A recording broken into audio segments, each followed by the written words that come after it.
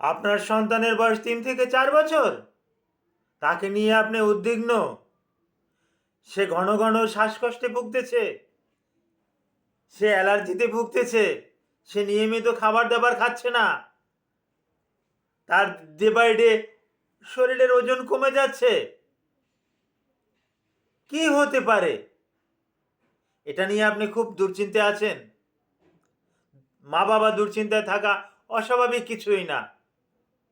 আপনি একটু সচেতন হন, দেখবেন বাচ্চা সুস্থ হয়ে যাবে।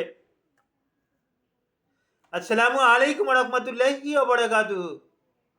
আমি ডাক্তার মীর শহীদুল ইসলাম। আমার চেম্বার শুভেচ্ছা 255, ঐতিহ্যবাহী শেখঘাট, সিলেট। আর ঐতিহ্যবাহী শেখঘাট সিলেট থেকে প্রতিনিয়ত আপনাদের মাঝে সংযুক্ত হয়ে চিকিৎসা বিজ্ঞানের আলোতে অত্যন্ত গুরুত্বপূর্ণ আলোচনা করে থাকি। এই মুহূর্তেও চিকিৎসা বিজ্ঞানের অত্যন্ত গুরুত্বপূর্ণ আলোচনা করব। আজকের আলোচনাটা উঠতি বয়সের শিশুদেরকে নিয়ে।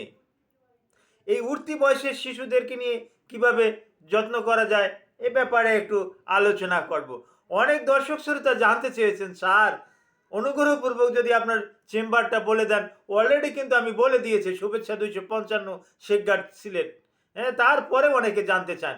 ওই সমস্ত ভাইদেরকে বলবো আপনি একটু গুগলে যান, গুগলে গিয়ে ডাক্তার মীর শহীদুল ইসলাম কথাটা লিখেন, লিখে একটু সার্চ দেন, দেখবেন আমার ভিজিটিং কার্ড সহ অন্যান্য তথ্যাদি লোকেশন টোকেশন সব চলে এসেছে। আপনি অনায়াসে এগুলো ভিজিট করতে পারবেন। লোকেশন ট্র্যাক করে আপনি এই সিলেটের শেখঘাটে চলে আসতে পারবেন।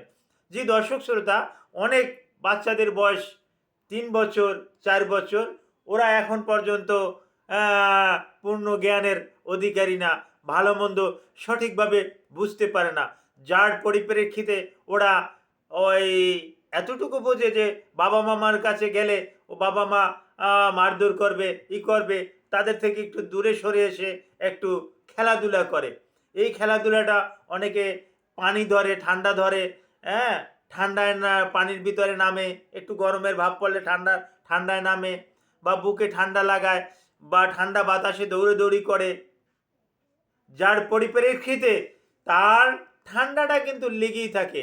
আর যদি সে ব্রঙ্কাইটিসের রুগী থাকে, অ্যাজমাটিক সিনড্রোমের রুগী থাকে, ব্রঙ্কিয়াটাইটিসের রুগী থাকে, সে যদি সিওপিডির রুগী থাকে, তাহলে তো কথাই নাই, তার ঠান্ডাটা লেগেই থাকবে।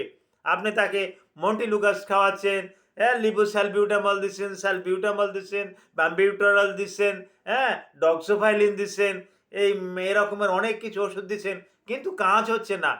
কাজ হচ্ছে না, ভুলটা আপনার। আপনি মা, আপনি বাবা, আপনি ওই বাচ্চাটাকে সচেতন করেন, ওই বাচ্চাটাকে আপনি চোখে চোখে রাখেন, ও কোথায় যায় কি করে, দরকার হয় ওর সাথে আপনি যান। হ্যাঁ, ও যখন বাসা থেকে বেরিয়ে যায় ওকে একটা গোল গলা একটা গেঞ্জি পরিয়ে দেন, যাতে গলাতে ঠান্ডা না লাগে, বুকে ঠান্ডা না লাগে। হ্যাঁ, আর একেবারে যেখানে বেশি ধুলাবালি, এই ধুলাবালিতে যেন খেলাধুলা না করে। এই ধুলাবালিটা, এই ডাস্টটাই কিন্তু এই শ্বাসকষ্টের অ্যালার্জি, কিন্তু এই ডাস্টে কিন্তু তৈরি করে, যার পরিপ্রেক্ষিতে ওখান থেকে আপনাকে বাচ্চাকে অ্যালার্ট করতে হবে, সতর্ক করতে হবে। আর বাচ্চাকে খাবার দাবারের উপরে একটু গুরুত্ব দিতে হবে। বাচ্চাকে বারে বারে তরল জাতীয় খাবার, বিভিন্ন রকমের ফল নিজের হাতে তৈরি করে, হ্যাঁ, বিভিন্ন রকমের খিচুড়ি বা বিভিন্ন রকমের আপনার সাধ্য অনুযায়ী কিছু খাবার ওকে খাওয়ান। সবাই যে ভালো ভালো খাবার খাওয়াতে পারবে এমনও কোনো কথা না। আপনি আপেল, পেয়ারা, আঙ্গুর, হ্যাঁ, এগুলো যে খাওয়াতে হবে এমনও কোনো কথা না। যেমন আপনি কম দামের ফল, যেমন টমেটো, এখন 20 টাকা কেজি পাওয়া যায়। টমেটো একটু পেঁয়াজ দিয়া, একটু শসা অ্যাড করে, একটু সালাদ করে, ওই বা একটু বিট লবণ অ্যাড করে বাচ্চাটাকে খাইয়ে দিতে পারেন। বাচ্চা বেশ পুষ্টি পেয়ে যাবে, লবণ পেয়ে যাবে, হ্যাঁ, সোডিয়াম ক্লোরাইড পেয়ে যাবে, হ্যাঁ, সোডিয়াম সালফেট পেয়ে যাবে, যার পরিপ্রেক্ষিতে বাচ্চার হাড়টা শক্ত হবে, বাচ্চা মজবুত হবে, বাচ্চার গ্রোথ বেড়ে যাবে। এই ভুলটা আপনি করতে যাবেন না। বাচ্চাদের দিকে একটু নজর দিবেন, একটু খেয়াল দেবেন, দেখবেন বাচ্চা ভালো থাকবে। আর অনেক সময় দেখা যায় যে বাচ্চাটা চেহারাটা ভঙ্গুর হয়ে যায়, এই পাঁজরের থোড়াচিরিপগুলো বেরিয়ে যায়, হাড়গুলো বেরিয়ে যায়, দেখলে ভালো ভালো লাগে না, চোখগুলো একটু বড় বড় হয়ে যায়। এর কারণ কিন্তু আপনি আপনি একটু ওর দিকে কি একটু খেয়াল নিতে পারেন না? আপনার সন্তান, আপনার কি একটু মায়া হচ্ছে না? একটু দয়া হচ্ছে না? ওর জন্য একটু দয়া করেন, ওর জন্য একটু মায়া করেন। দেখবেন ওকে একটু পরিচর্যা করেন। কত? ৬ বছর পর্যন্ত করেন। এরপর ওর নিজেই একটু সতর্ক হতে পারবে। তো ৬ বছর পর্যন্ত আপনি ওকে একটু এক্সট্রা কেয়ার নেন। দেখবেন আপনার বাচ্চা সুস্থ এবং স্বাভাবিক জীবনযাপন করবে। মাঝে, মাঝে চিকিৎসকদের কাছে নিয়ে যান। চিকিৎসক যদি কিছু পরীক্ষা-নিরীক্ষা দেয়, পরীক্ষা-নিরীক্ষা করে দেখেন যে ব্লাডের হিমোগ্লোবিনের পরিমাণটা ঠিক আছে কিনা। অনেক সময় দেখা যায় বাচ্চারা ওই রক্তশূন্যতা ভোগেন, হ্যাঁ? পুষ্টিতে ভোগেন, পুষ্টিহীনতায় ভোগেন। বাচ্চারা বিভিন্ন মিনারেলসে ভোগেন, বাচ্চারা বিভিন্ন খনিজ দ্রব্যতে ভোগেন, বাচ্চারা বিভিন্ন ভিটামিনের অভাবে কিন্তু অপুষ্টিতে ভোগেন। এই সমস্ত বাচ্চাদেরকে পুষ্টি জাতীয় খাবার, ভিটামিন জাতীয় খাবার, এগুলো ডাক্তারের সাথে আলাপ আলোচনা করে বাচ্চাকে দেওয়া যেতে পারে। সবসময় কি ওষুধ খাওয়াতে হবে? না, এমনও কথা আমি বলছি না। বাচ্চাকে আপনি দেশি মুরগির ডিম দেন, কোয়েল পাখির ডিম দেন, সাধ্য অনুযায়ী বিভিন্ন রকমের খাবার-টাবার তৈরি করে খাওয়ান। এরকমের খাবার খাওয়ালে বাচ্চা আপনার সুস্থ থাকবে। আর বাচ্চা যদি ডে বাই ডে, দিন দিন যদি বাচ্চার বুকে ঠান্ডা লাগে, সর্দি কাশি যদি লেগেই থাকে, তাহলে একটা সময় দেখা যাবে বাচ্চার এই ব্রঙ্কাইয়ের ভিতরে যে অ্যালভিউলাস আছে, এই অ্যালভিউলাসে অক্সিজেনের ধারণ ক্ষমতা কম থাকবে, যার পরিপ্রেক্ষিতে বাচ্চার শ্বাসকষ্ট থাকবে।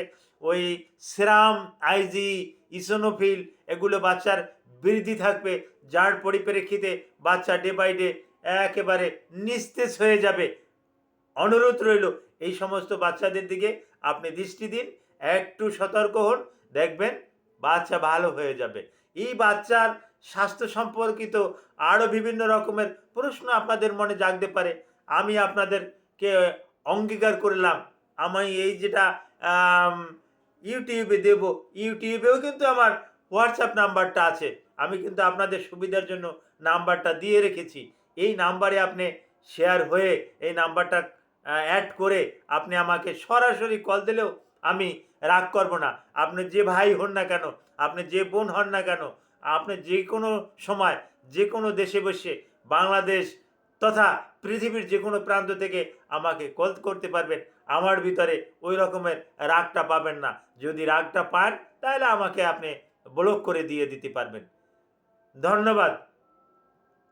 আবার আপনাদের সাথে দেখা হবে। আল্লাহ সুবহানাহু ওয়া তাআলা সবাইকে ভালো রাখুন। আসসালামু আলাইকুম ওয়া রাহমাতুল্লাহি ওয়া বারাকাতুহু।